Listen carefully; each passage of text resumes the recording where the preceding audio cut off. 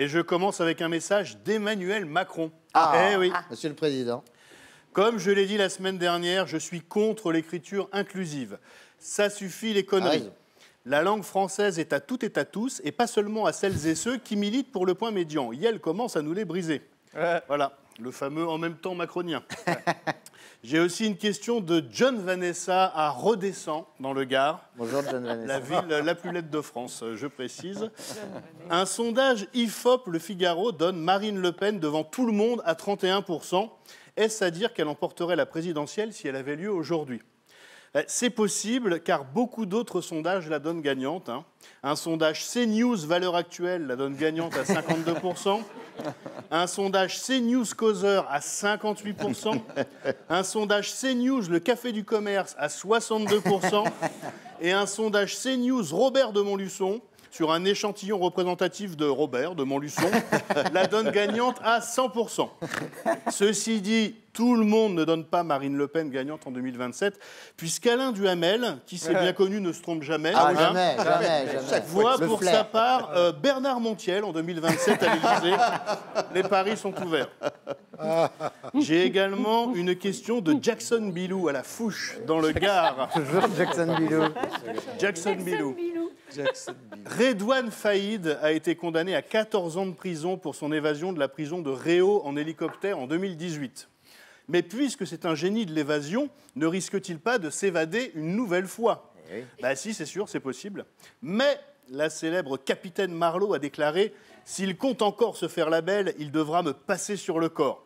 Apparemment, elle a confondu se faire la belle et se faire la moche.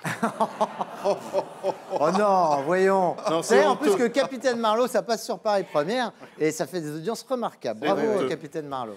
J'ai également un message de Fuck the System, il y avait longtemps. Ah, il y avait longtemps qu'on n'avait pas eu Fuck. Ouais. Salut Fuck. Je crains le pire. Salut les moutons. Tous les médias sont en boucle sur les bombardements à Gaza et bien sûr, personne n'a compris que c'est un complot pour détourner notre attention de la guerre en Ukraine, qui est elle-même un complot pour détourner notre attention des punaises de lit, qui sont elles-mêmes un complot pour détourner notre attention des bombardements à Gaza. Voilà. Et pour finir, Jérôme, j'ai reçu beaucoup de courriers sur l'opération Novembre sans tabac. C'est en ce moment. À ne pas confondre avec la journée mondiale sans tabac qui a lieu tous les 31 mai. Mais bon, c'est vrai que c'était bizarre d'avoir mis ça le 31 mai, c'est la veille du 1er juin. Oh, bravo, excellent. Et donc, Novembre sans tabac, l'idée, c'est de ne pas fumer pendant tout le mois de novembre. Parce qu'on le rappelle, une cigarette fumée raccourcit la vie de 2 minutes. Alors qu'une circoncision raccourcit le vie de 2 mm. Comme nous le rappelle Guillaume Meurice, mais ça n'a rien à voir, Guillaume. Restons sur Novembre sans tabac. Et en l'occurrence, Jérôme, nos téléspectateurs se rebiffent. Ils veulent continuer à fumer. Comme par exemple Patrick qui nous dit... J'en ai ras-le-bol du racisme anti-fumeur, même les buralistes s'y mettent. Hier, je suis allé au tabac du coin, j'ai demandé au vendeur « Vous pouvez me mettre une cartouche ?» Il m'a donné une gifle. Témoignage également de John Mustapha qui écrit « J'aime tellement le goût du tabac qu'au restaurant, je prends toujours du filet de cendre. » Oh, bravo.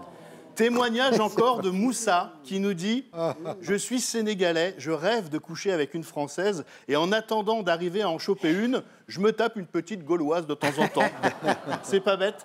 C'est pas bête et ça rejoint le témoignage de Mathilde qui, quant à elle, nous écrit « Je fantasme sur les Arabes, mais comme mon père m'interdit d'en fréquenter, je me tape des camels. » C'est pas bête non plus. Et je termine avec ce témoignage de Jean-Pierre. Quand ma femme n'est pas là, j'aime fumer dans mon lit une petite cigarette que je roule moi-même soigneusement. Ça me permet d'avoir un truc bien roulé dans mon lit de temps en temps. Merci. Oh, lamentable. C'est ignoble. C'est ignoble, franchement, c'est ignoble.